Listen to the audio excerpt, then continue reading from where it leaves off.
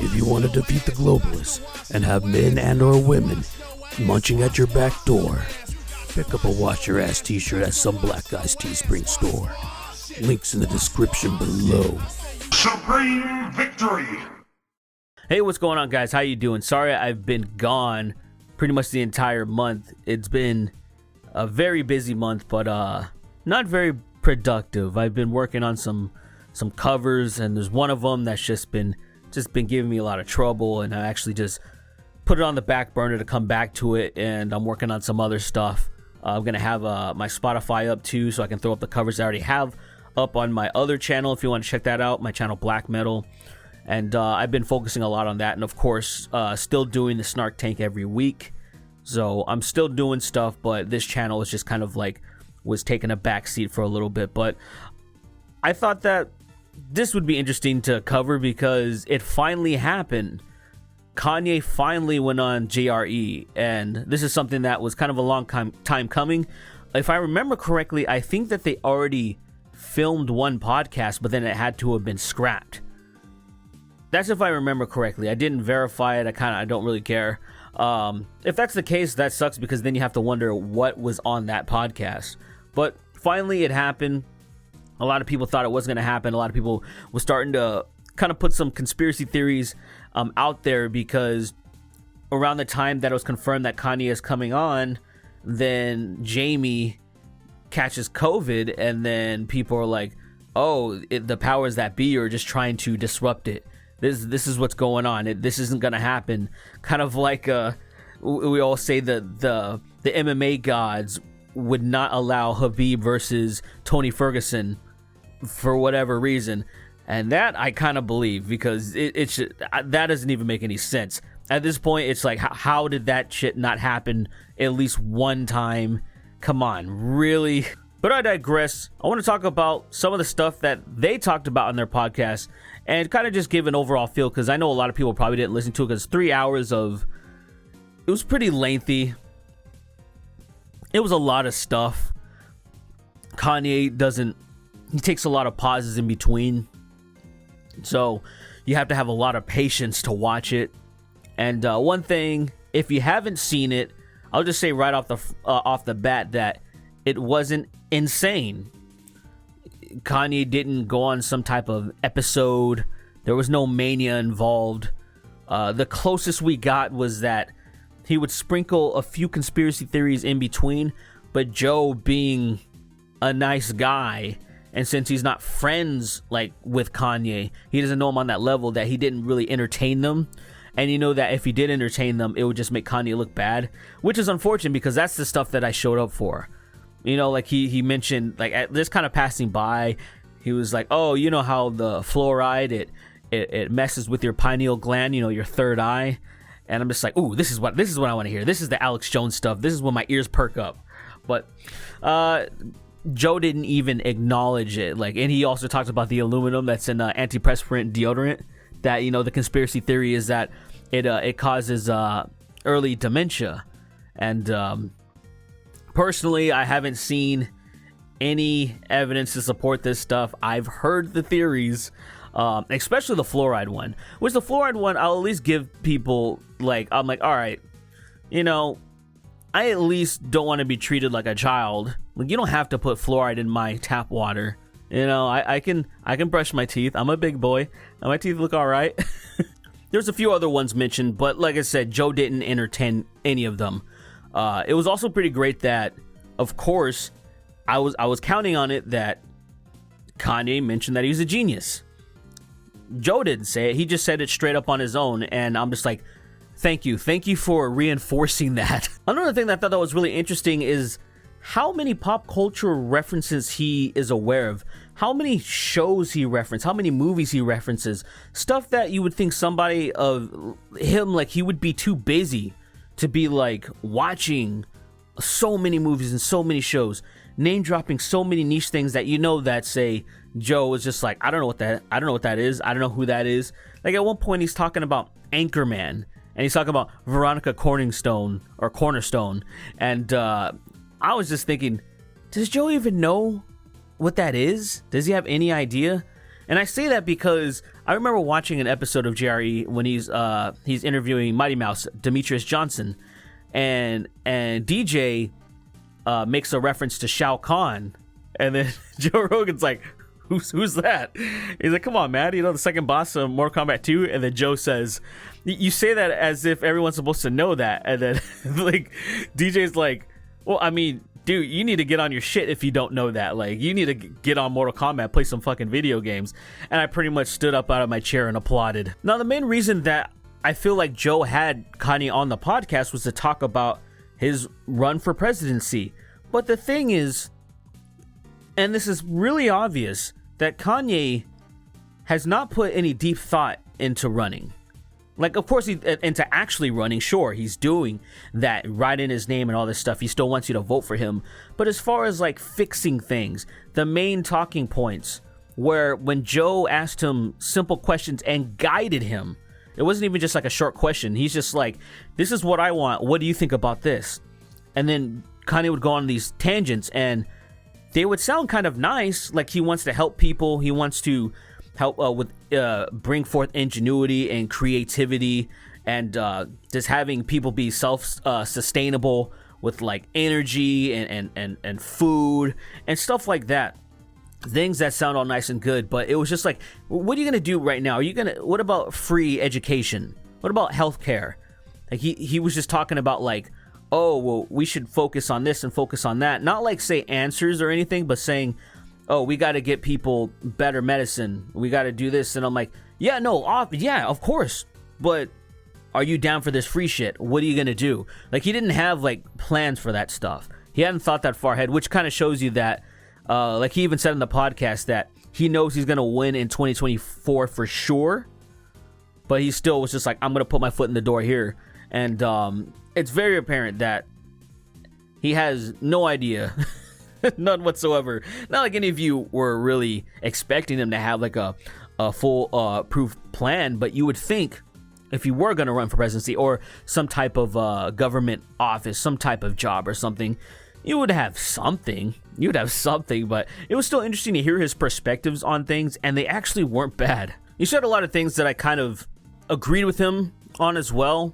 Especially when he was talking about Black Americans, and he's talking about owning stuff. He's talking about, you know, like he wants a seat at the board of Universal, stuff like that. Like Black people need to elevate themselves and not just be like the spokesperson or whatever. Not be like, you know, but actually have stake in whatever you're creating or whatever. Be at the top and stuff like that, which is things that makes a lot of sense. And he was also talking about things like Black history.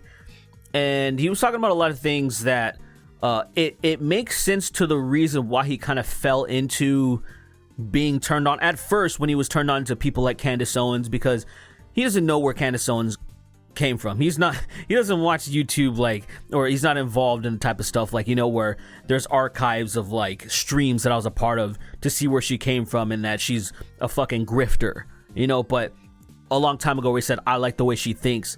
And I understand what he's trying to say. And then at a certain point, I think he realized that she was trying to take advantage of him because they kind of like went their separate ways. And, but I get it. Like, he doesn't want like Black people to be like, oh, you're this one way and this is how you're always going to be. How a lot of people treat Black people or Black Americans. Kind of like, say, the whole narrative you heard that why is Kanye running? He's stealing the Black vote. He's essentially stealing the Black vote away from Joe Biden. And it's like, well, how the fuck do you know that Biden's going to get all those votes anyway? You've already made this assumption that Joe Biden owns those Black votes or they belong to him. And if you're a part of the two-party system and play into this shit, like, I understand how like gross that sounds. I mean, it's kind of like, say, when all them years ago when Trump was running, when he was saying, like, talking to the Black voters and saying, hey, what do you have to lose to vote for me? Like, your lives hasn't really improved. Like, no matter who the fuck has been coming along, why not try something different? And, you know, in me, from where I'm coming from, like, well, you're not different. You're a different type of person, but you're not gonna fucking, like, what's gonna happen? I've been alive for this on this earth for 3 decades, and nobody's done anything that has been exponential to where it's like, oh hell yeah, things are so much better. I can't believe we've taken this giant leap. I'm like, is anybody paying attention? Like, and under Obama, even when say Obamacare happened, I got shafted because it forced me to get trash healthcare that I didn't ask for. Because around that time, I was fine just going to clinics. If I got sick, I would go to a clinic and pay about $40 or something like that, and I'd be cool. Now, I know a lot of people aren't in positions like that. I was fortunate enough to where that's all I needed. And then it got to the point where it's like, well, now you have to get something, or you're going to be penalized hundreds of dollars. And I thought, I'm like, how the fuck is this helping me? How is this helping me? My point being that overall, things haven't been amazing, but it's like, no one owns your vote, right? The whole idea is that they're supposed to earn it. They're supposed to promise things for you, and they're supposed to deliver. And if they don't deliver, you don't fucking keep backing them. That's this whole two-party system to a T. The American people know what they wanted. Kanye even talked about it. Joe Rogan obviously endorsed Bernie Sanders. Kanye talked about Bernie Sanders being a superhero. The Democrats, that they know who they wanted to vote for, but they accept Joe Biden. They accept all this trash. And I'm not just picking on the DNC, or just Democrats in general. I'm just talking about that specifically because it happens to Republicans as well. You know, I always think about, say, when Ron Paul exploded onto the scene and he got shafted the way that Bernie Sanders has been getting shafted. And then they just went along with whatever the establishment candidate that they wanted. And I'm like, you guys are fucking... I don't know. What the fuck's wrong with you people? Now, the last thing I want to mention about the podcast is there was the part where Joe brings up the whole slavery is a choice thing. Well, Kanye kind of brings it up, but he brings it up in a different way. Because he didn't talk about specifically the thing that he said on TMZ, because it was different. Joe put some words out there and said people took your words out of context. And then Joe gave an explanation of what like, oh, this is what you really meant, right? Like, people took it out of context. And then Kanye agreed. But it doesn't make sense. I made a video about that whole thing where people were saying the same thing about Kanye, saying, oh, this is what he meant. He meant like a mental prison. Like, he meant like it's just a choice. And I'm like, wait, hold on a second. He specifically was talking about 400 years of slavery. You guys were there for 400 years. You were slaves for 400 years. That sounds like a choice. Meaning that, like, they had a choice to end that.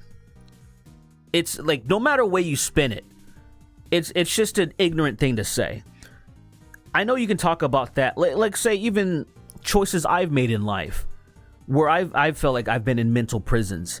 And I recognize that, like, I have the choice to do something about this. I have the choice to change for the better. Like, nobody's stopping me.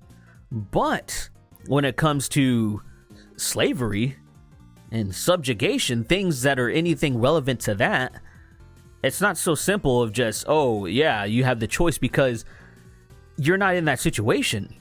It's kind of like you have people on the outside looking in would say something like, I'd rather die on my feet than live on my knees. That's a very beautiful thing to say, very poetic. But once you're in the position, when you're broken down, when you're indoctrinated, when fear is instilled in you, when you've been beaten, can you say that? Some people can, but most people can't. Most people aren't like warriors and heroes. You know what I mean? So to me, it's kind of like it's a very simplistic way to break that situation down. And that's something that I felt like that was weird that Joe even kind of excused that, because I would have agreed, but he was specifically talking about slavery in America, like black slaves in America, where if he was talking about something else, I'd be like, okay, I understand what you're trying to say. Like me escaping my mental prison, not people physically being captured and then sold into slavery and treated like dog shit, and then for hundreds of years, and then you're like, why didn't they just leave? Why didn't they just revolt? I'm like, I mean, because fucking that's just not, it's not a movie. Anyway, overall, it was a it was really enjoyable. I really wish it was crazier. I wish that it was going to be much crazier, but we all know that it would not have released if it just went crazy. If he just went on some crazy tangents, said all this really wacky stuff. There's a lot of other things. It was 3 hours. A lot of other things I didn't mention because his main thing is he's saying that he's serving God. That's his main point throughout the entire thing. His Sunday service thing, everything. He said it's a calling for him to run. It's God said he needs him to run and do this and be the leader of the free world. He went on a lot of stuff like that, which, you know, it is what it is. Joe respects it. I respect it. Like, we're very secular people, but I can still respect that because he has goodness in his heart. He's coming from a great place, and that's all I can ask for. But I don't know. I hope you guys enjoyed that podcast too. I thought it was an easy listen. Why don't you maybe not? You know, it was an easy listen, but let me know what you guys think about it. Hit me up in the comment section. I want to see what you guys thought about it. Rank the podcast. I'm gonna give it a 7. I'm gonna give it a 7 out of 10. I'm gonna give it a 7. You said yeah 7. I'm gonna give it a 7. But I'm out of here. I got a lot more stuff I got to work on. Other projects coming soon. Twitter trash is coming soon. Just I'm kind of like right at the end of like doing a few projects, so I won't be gone for so long. But I appreciate you guys watching. Thank you so much. Please hit that like button. Revive my channel. It's fucking, you know, the algorithm is going to destroy me since I haven't posted in so long. And I also want to give a big shout out to my hardest of our patrons. Thank you guys so much for still sticking by me. I appreciate you. And you all take care. And I'm a genius too.